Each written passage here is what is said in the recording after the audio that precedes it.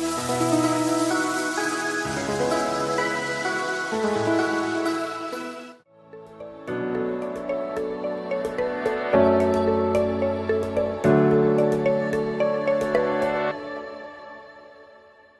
jemaat Tuhan, senang sekali boleh berjumpa kembali dalam renungan Kingdom Devotion hari ini.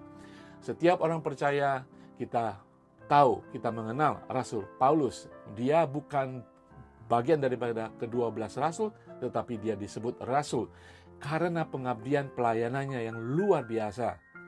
Dia yang dulu menentang, membunuh orang percaya, dipakai Tuhan, diutus Tuhan, dan mengabdikan seluruh hidupnya bagi pelayanan Injil. Dia menyebarkan, mengabarkan Injil di mana-mana. Bahkan dia harus mengalami segala tantangan, segala aniaya, penghinaan, bahkan ingin dibunuh.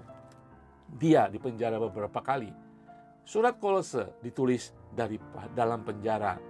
Di sini kita akan melihat bagaimana dia meminta jemaat Kolose untuk berdoa bagi dia. Kolose pasal keempat ayat 3 dan 4 mengatakan, "Berdoa jugalah untuk kami, supaya Allah membuka pintu untuk pemberitaan kami, sehingga kami dapat berbicara tentang rahasia Kristus yang karenanya aku dipenjara.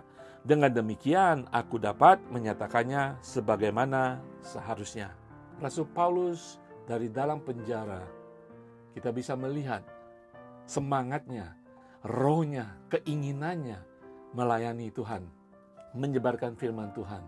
Dia tertahan di penjara, tetapi disinilah dia meminta jemaat untuk berdoa bagi dia agar Tuhan membukakan pintu-pintu pelayanan, pintu-pintu kesempatan, pintu-pintu untuk memberitakan Injil. Saudara, alangkah baiknya, alangkah mulianya, alangkah layaknya kita sebagai orang percaya, kita mendoakan orang-orang memang sudah terpanggil khusus untuk melayani firman, untuk menyebarkan firman, para penginjil dan sebagainya, hamba Tuhan, gembala sidang dan sebagainya. Saudara sekalian, Rasul Paulus mengerti di dalam keadaan yang tidak bisa bergerak dalam penjara, dia menginginkan jemaat, dikatakan berdoa jugalah. Terjemahan lain mengatakan berdoalah bersama-sama agar Tuhan membuka pintu kesempatan. Dia tahu mungkin pada waktu itu kesempatan dia untuk bergerak terbatas, tetapi dia ingin jemaat berdoa agar kesempatan, opportunity, pintu-pintu terbuka untuk pelayanan dia. Saudara, dia tidak putus asa. Mungkin kadang-kadang ketika kita mengalami masalah gitu ya, kita menjadi putus asa, patah semangat. Dia tidak putus asa. Dia bahkan meminta berdoa bersama-sama bagi aku, agar aku tetap bisa melayani, agar pintu-pintu terbuka. Dan kita tahu bahwa pintu terbuka bagi Rasul Paulus karena dia ingin menunaikan amanah agung, menyebarkan berita Injil kemanapun dia pergi. Nah, saudara sekalian, dikatakan bahwa sehingga kami dapat berbicara tentang rahasia Kristus. Saudara sekalian, pada waktu itu Rasul Paulus menginjili orang-orang Yahudi. Dia meminta agar jemaat Tuhan berdoa bersama. Tidak hanya kesempatan terbuka lagi, tetapi dia sungguh-sungguh hanya Kristus yang diberitakan. Hanya rahasia tentang kerajaan surga, berita baik itu bisa sampai kepada, terutama pada orang Yahudi pada saat itu. Karena pelayanannya kepada orang Yahudi. Agar dia memiliki hikmat, pengetahuan, ditambahkan, pewahyuan ditambahkan untuk bagaimana menjelaskan Kristus. Saudara sekalian, kita juga harus berdoa bagi orang-orang yang melayani Injil. Dan kita berdoa bagi kita, untuk ada kesempatan bagi kita, agar Tuhan juga dalam kuasa Roh Kudus memberikan kita hikmat, wahyu tentang Yesus saja, bukan hal-hal yang lain. Mari kita kembali kepada Injil Tuhan dan tentang Kristus. Dan saya percaya Allah akan membukakan rahasia-rahasia tentang Kristus di dalam kehidupan kita, dan kita dengan berani, kekuatan kita, kemampuan kita ditambah-tambahkan oleh Roh Kudus untuk memberitakan rahasia Kristus.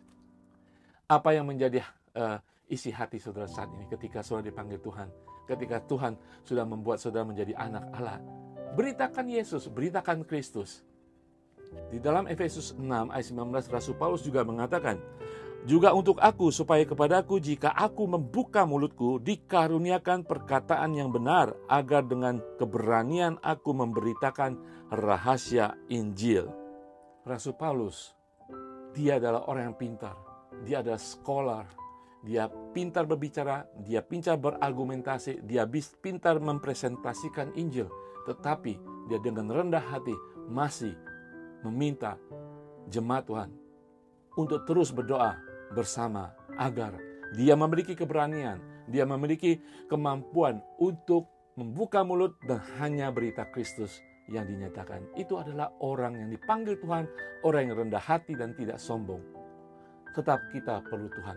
Kita tetap perlu saling mendoakan. Saudara, hari ini firman Tuhan mengajak kita, untuk kita, setiap orang percaya, untuk saling mendoakan. Terus-menerus berdoa bersama, berjemaat, bersafaat. Bagi orang-orang yang dipanggil khusus oleh Tuhan. Gembala sidang saudara, guru agama Kristen, penginjil yang sampai harus pergi ke pelosok-pelosok. Saudara sekalian, mari kita berdoa bersama sebagai umat Tuhan yang bertanggung jawab. Berdoa bersama terus-menerus.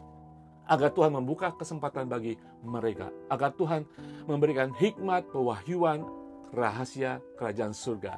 Rahasia Injil Kristus. Agar mereka kemanapun mereka membuka mulut, apapun yang mereka lakukan, kemuliaan Tuhan ada di sana. Saudara bisa membayangkan orang dipanggil Tuhan, yang ditangkap Tuhan untuk tugas-tugas khusus, yang memberitakan firman Tuhan. Ketika mereka tahu ada jemaat yang berdoa bagi mereka, itu akan mendatangkan Tuhan sukacita surgawi, akan mendatangkan damai sejahtera di tengah-tengah pergumulan pelayanan mereka, di tengah-tengah kesendirian pelayanan mereka, di tengah-tengah kesengsaraan pelayanan mereka. Ketika mereka tahu ada jemaat Tuhan yang terus-menerus berdoa bagi mereka, saya percaya ada sukacita, damai sejahtera, dan semangat baru bagi mereka. Mari kita giat berdoa bagi mereka.